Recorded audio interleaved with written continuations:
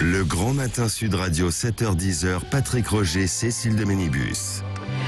8h18, le petit déjeuner politique ce matin. Gilles Legendre est avec nous, député La République En Marche de Paris et candidat aux législatives. Bonjour Gilles Legendre. Bonjour Patrick Roger. Et Elisabeth Borne à Matignon, quel chantier pour la nouvelle Première ministre? Est-ce que ce sera une politique de gauche? Quelle couleur du futur gouvernement? Le Burkini aussi à Grenoble. On va aborder toutes ces questions avec vous. Pour vous, marcheur de la première heure et venant de la gauche, est-ce qu'Elisabeth Borne correspond à ce qui est attendu après la réélection d'Emmanuel Macron? Alors, je ne sais pas si je venais de la gauche. Non, mais vous êtes un peu plutôt gauche, droite. Je suis au fond, et j'ai été très tôt, avant même que ça n'existe, très macronien. Donc, non, pour répondre très sérieusement, moi j'entends ce que disent les habitants de ma circonscription depuis que ce nom circule.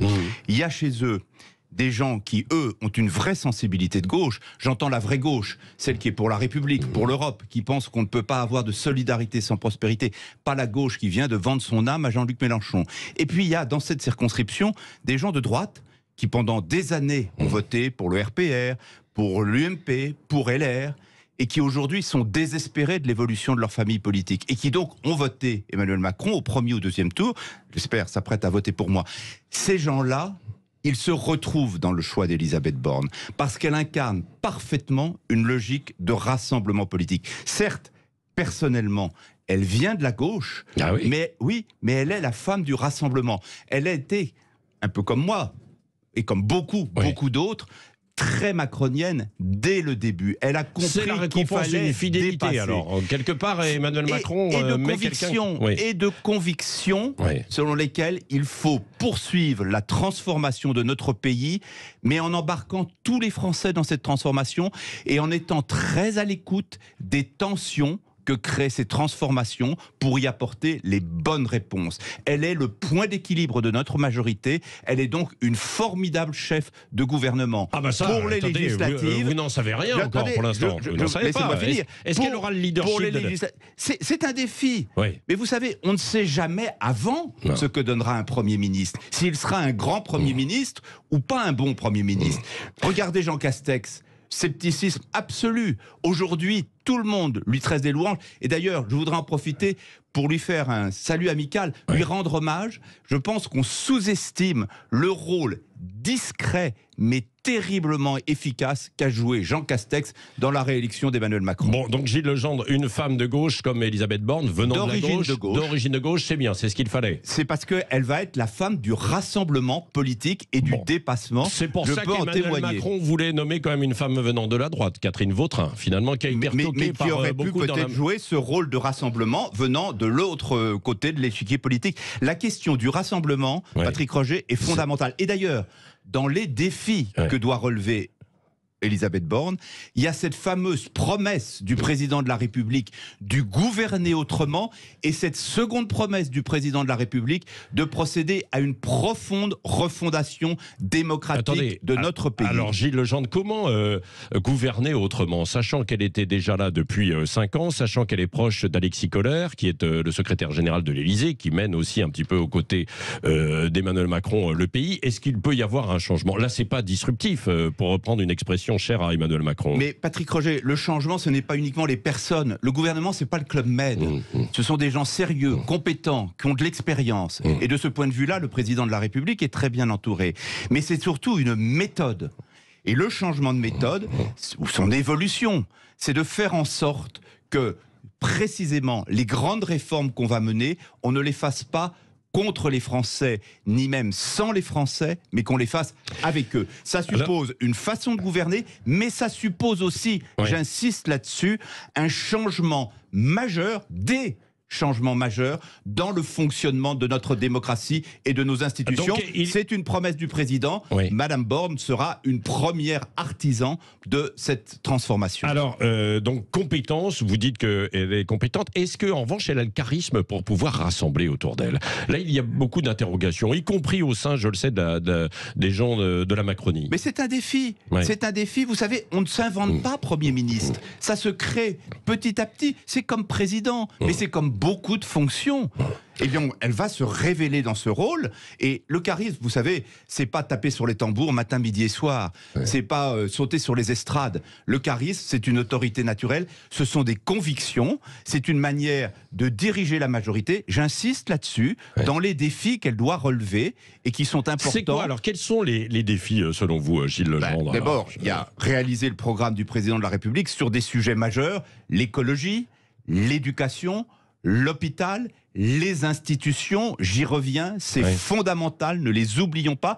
Évidemment, nous en parlerons peut-être, le pouvoir d'achat. Ah bah oui, parce qu'Emmanuel Macron, dans son communiqué, dans son tweet, il n'en a pas parlé hier soir. Mais parce qu'on en a déjà beaucoup parlé, Patrick Roger, pas plus tard que mercredi dernier au Conseil des ministres. Et Bruno Le Maire, encore ministre jusqu'à peut-être encore au-delà, je l'espère pour lui et je l'espère peut-être pour nous, il travaille ardemment. Mais et des défis également politiques de Madame Borne, oui, elle doit s'installer, prendre le rôle à bras-le-corps de dirigeante responsable de la majorité. C'est fondamental. C'est un ancien président du groupe majoritaire qui vous le dit. Pendant 5 ans, on a pu fonctionner avec une gouvernance, j'allais dire, assez légère, peut-être un peu trop légère de notre majorité. Pendant le second quinquennat, je le dis, mais en prenant ma part de responsabilité, j'étais pendant 2 ans président du groupe. Verrouiller alors davantage? Non, pas du tout. Il faut animer davantage. Ce n'est pas du tout la même chose. Animer une majorité. Il y aura très probablement dans cette majorité que nous n'avons pas encore, que les Français vont, j'espère, nous donner, il y aura probablement une famille avec 3 grandes composantes. Ces 3 composantes sont une richesse. C'est des éléments de diversité, de centre-gauche au centre-droit, de l'ancienne gauche socialiste à l'ancienne droite LR, qui se réunira dans cette majorité. Et cette majorité, elle doit être animée, gouvernée. Et ça sera un des rôles d'Elisabeth Borne. Mais pas contesté, parce qu'il faut signer une charte, là, vous avez vu? Emmanuel Macron demande à ce qu'on signe en fait une charte éthique pour ne pas finalement critiquer trop le gouvernement. Nous sommes investis par un mouvement politique. Il est normal qu'au moment où nous bénéficions de l'investiture de ce mouvement politique, nous nous engagions à appliquer le programme porté par ce mouvement politique. Il n'y a rien d'anormal dans cette affaire-là. Je vous assure, quand je vois ce qui se passe, notamment sur la nouvelle coalition de gauche, je peux vous dire qu'on respire plus large et plus ample dans notre majorité que dans bien des coalitions hétéroclites qui sont en train de se former dans notre pays. Est-ce qu'elle peut rassurer justement la gauche, Gilles Legendre, sachant qu'elle a mené l'assurance chômage, qui réduit le droit des chômeurs, l'ouverture à la concurrence de la SNCF, qu'elle est favorable à la retraite à 65 ans. C'est ce qu'on dit du côté de la gauche de Jean-Luc Mélenchon à Olivier Faure. C'est tellement facile. Ah bah non, mais Elisabeth Borne n'est pas la femme qui a réduit les droits des chômeurs. Elisabeth Borne est la femme, après sa prédécesseur, qui a réduit le chômage. C'est ça la réalité. Encore ce matin, le chômage a encore baissé. Jamais il n'a été aussi bas depuis 2008. C'est un actif de notre quinquennat auquel, évidemment, Elisabeth Borne, comme ministre du Travail, a pris une part active. Il faut continuer. Je vous rappelle que la ligne bleue des Vosges, pour nous, c'est le plein emploi à la fin du quinquennat. Ça sera difficile, parce que les conditions économiques ne sont pas faciles, tout le monde le sait bien, mais cet objectif-là, s'il y a une personne qui est crédible pour le mener à bien, c'est bien Elisabeth Borne. On ne l'a pas évoqué, mais est-ce que le fait que ce soit une femme, c'est un symbole important? C'est pas un symbole. C'est plus qu'un symbole, parce que dans l'idée de symbole, il y a l'idée de gadget. Je pense que c'est très important que notre société adopte des codes naturels d'égalité de femmes et d'hommes. J'espère que mais là, on a voulu à tout prix mettre une femme. Non, pas à tout prix. Si, tous les noms qui ont circulé, puis on l'a dit depuis 3 semaines, Emmanuel Macron l'avait laissé entendre. Mais j'entendais tout à l'heure la chronique de Lydie Guérousse, elle soulignait que la France était très en retard sur ces sujets-là. Bien sûr. Donc c'est une responsabilité du président de la République de combler les retards là où on peut le faire. On a fait déjà beaucoup de choses pour l'égalité femmes-hommes. Il faut en faire beaucoup encore, notamment pour l'égalité économique, c'est-à-dire l'égalité dans l'entreprise, dans le monde de la production. Et je pense que Elisabeth Borne fera des choses dans ce sens, comme on a commencé à le faire. Il faut continuer, accélérer. Mais j'aime pas l'idée de symbole, parce que derrière l'idée de symbole, il y a l'idée de gadget. Elisabeth Borne, elle n'est pas là d'abord parce qu'elle est une femme. Elle est là parce que elle dispose d'une expérience de l'État, de l'action publique extraordinairement variée, et que dans des domaines clés qui vont guider l'action de notre, j'espère, future majorité, elle a des compétences particulières. Je pense notamment à la question sociale, à la question écologique. Oui. Quelle couleur doit prendre le gouvernement, là, aujourd'hui? Est-ce qu'elle va le former? D'ailleurs, quelles sont les dernières informations à ce sujet? Ou est-ce que les ministres en poste vont pouvoir rester en partie? Attendez, il va y avoir évidemment un remaniement gouvernemental. Nous changeons de Premier ministre. Il va y avoir un nouveau gouvernement qui va représenter et gouverner l'État, au moins et sans doute, j'espère, au-delà de l'élection législative. Oui. Et donc ça, c'est la Première ministre qui propose. Il faut appliquer la Constitution.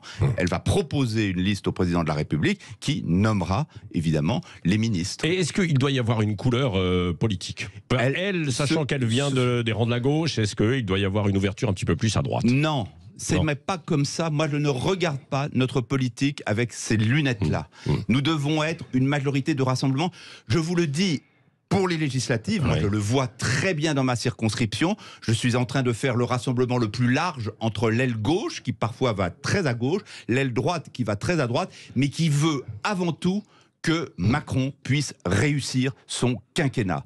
Et nous devons tous être tendus vers cette direction-là, parce que nous avons sur notre aile gauche une coalition totalement hétéroclite, sous la houlette de Jean-Luc Mélenchon. Cette aile gauche, quand elle réagit encore comme ce matin, elle parle de saccage social avec Elisabeth Borne. Elle est dans la démagogie, elle n'est d'accord sur rien, sur la République, sur l'Europe, sur le nucléaire, sur le communautarisme. Elle n'a qu'un seul leader, c'est Jean-Luc Mélenchon, et elle n'a qu'un objectif, non pas gouverner, en dépit de la fable à laquelle voudrait nous faire croire Jean-Luc Mélenchon.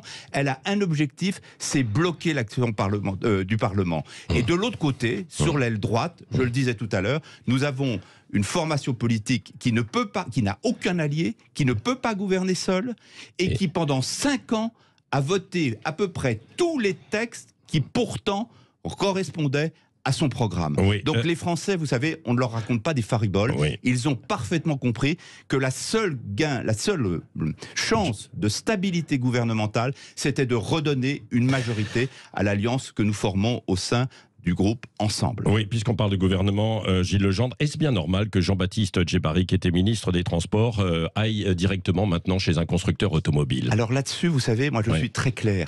Il y a des règles et il y a une autorité qui est chargée de les faire appliquer. Elle s'appelle la Haute Autorité pour la Transparence de la Vie Publique. Nous y sommes tous soumis, les uns et les autres. Et je peux vous dire qu'elle regarde les choses de très très très près. Elle a dit qu'il n'y avait pas de problème sous condition. Donc Jean-Baptiste Djebbari peut exercer cette fonction sous condition, c'est-à-dire notamment respecter les conditions très strictes. C'est quand même un peu étrange. Non, mais Patrick Roger, ni moi je vous pose la question. De même que c'était étrange d'avoir été ministre et puis d'avoir suivi une formation polytechnique en même temps. Ni vous ni moi ne sommes membres de la Haute Autorité pour la Transparence de la Vie Publique, et personne ne conteste la grande indépendance de cette autorité, quoi parfois qu'il en coûte, certains ministres l'ayant appris à leurs dépens. Oui, Gilles Legendre, le burkini autorisé dans les piscines municipales à Grenoble. Est-ce qu'il faut légiférer pour encadrer justement les équipements municipaux? Écoutez, plus qu'un sujet légal, je vois que le tribunal administratif a été saisi, on verra ce qu'il dira, mais c'est pas ça le sujet.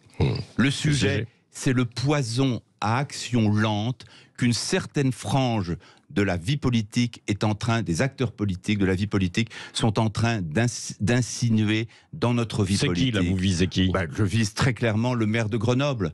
Est-ce qu'il y avait une attente majeure? C'est du poison, parce que ça vient semer la division, ça vient semer le soupçon communautariste au sein de notre société, au moment où précisément, parce que nous avons d'énormes défis à relever, nous devons faire bloc, nous devons unir la nation, nous devons rassembler les Français. C'est un respect de la laïcité, chacun a le droit de porter ce qu'il veut. Et en plus, il se moque de nous. Nous savons parfaitement qu'il y a derrière ça une idéologie qui est une idéologie pernicieuse, parce que précisément, elle vise à diviser le pays là où il aurait besoin d'être rassemblé. Alors peut-être faudrait-il légiférer. Peut-être faudra-t-il légiférer. On ne va pas légiférer à tort et à travers. On va appliquer la loi. Oui. Simplement, il est de la responsabilité de ceux qui défendent d'autres types de valeurs, notamment l'universalisme républicain, ce qui est le cas de notre majorité, de s'ériger contre toutes ces tentations perfides, pernicieuses, qui visent à semer le trouble. Est-ce qu'aujourd'hui, c'est ça le sujet? C'est le burkini dans les piscines, au moment où il y a des défis sur la géopolitique avec l'Ukraine, au moment où il y a d'énormes défis auxquels nous nous attaquons sur le pouvoir d'achat? Non, franchement... Mais ça fait partie des sujets, quoi, bien sûr. À partir du moment où il est sur la table, ça fait partie du sujet. À chacun de se positionner par rapport à ce sujet et à prendre ses responsabilités politiques. Merci Gilles Legendre, député La République En Marche de Paris et candidat aux législatives, justement dans la capitale.